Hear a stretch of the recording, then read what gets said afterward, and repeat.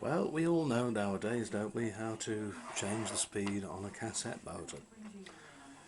You put your screwdriver into this little black hole there and simply turn the potentiometer one way or the other to alter the speed, fast or slower.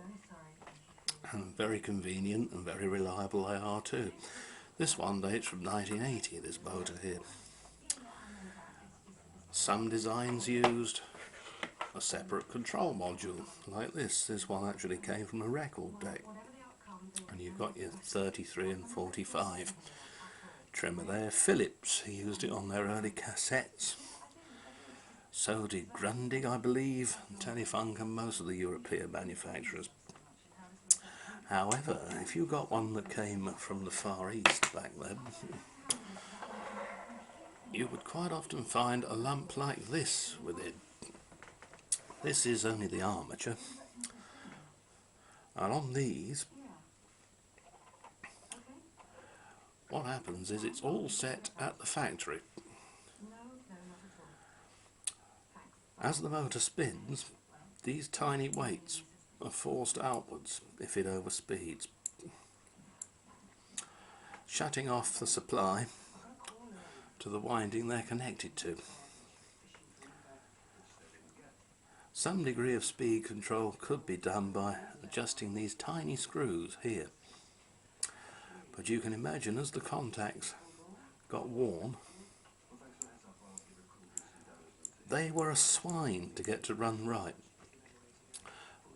And I've hardly got any of these motors left today because people used to say to me, "Oh, our cassette won't run properly, oh bloody hell," you know.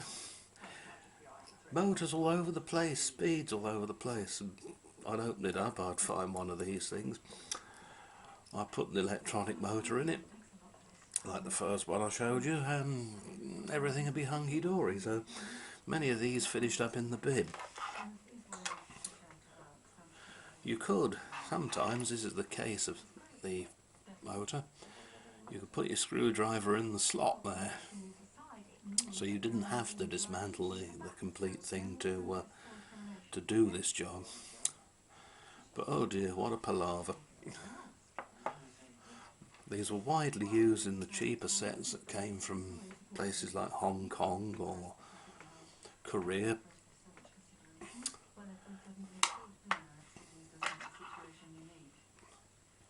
And if you look between the windings, you've got a tiny little capacitor. And that was there to stop any popping coming through the speaker as these tiny little circuit breakers cut in and out. So there you are, that's how they used to do it at the lower end of the market. Unbelievable though it may seem. This motor actually came from an old 8-track player, but cassette motors were identical in operation. Anyway, hope you liked it, and see you soon.